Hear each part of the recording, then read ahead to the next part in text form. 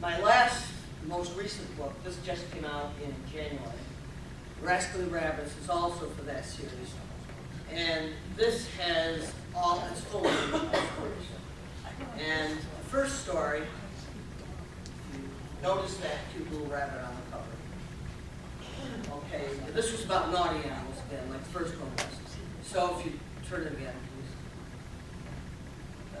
please. My editor wanted me to write a story about, well, I had 3 stories picked out. I was going to do an elephant, a dog, and something, a bear.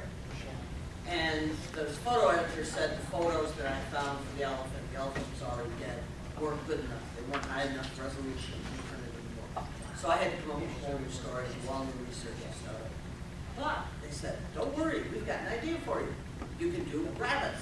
And then we can put a rabbit on the cover, we can call it Rascally Rabbits, and kids are going to love it. I said, okay. And we know just what rabbits you can write about. And it turned out that a new employee at National Geographic had pet rabbits and was coming into work and regaling everybody with these funny stories about her dwarf rabbits, like the one you saw on the cover. And that's what they wanted me to write about, because then they could take a picture of these adorable rabbits and put it on the cover. So I interviewed her for about 2 hours, and the whole crux of the story was that her rabbits were doing what rabbits do best, which was making baby rabbits. And nobody had spayed or neutered them.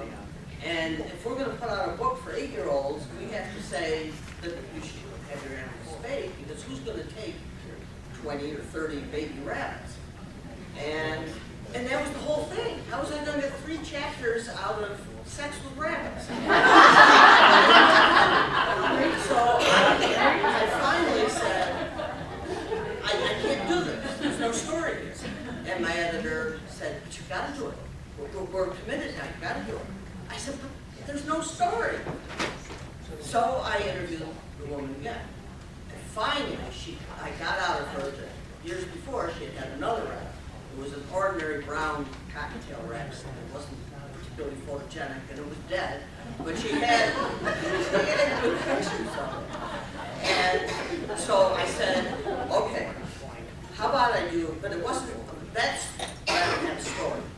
So I said, how about if I do 2 chapters on the brown rabbit, 1 chapter on our rabbit that our kids had when they were little and had a story, and then a 2-page sidebar on the madly reproducing one. And I didn't put a picture of one of those on the cover. So we compromised, and that's what we did.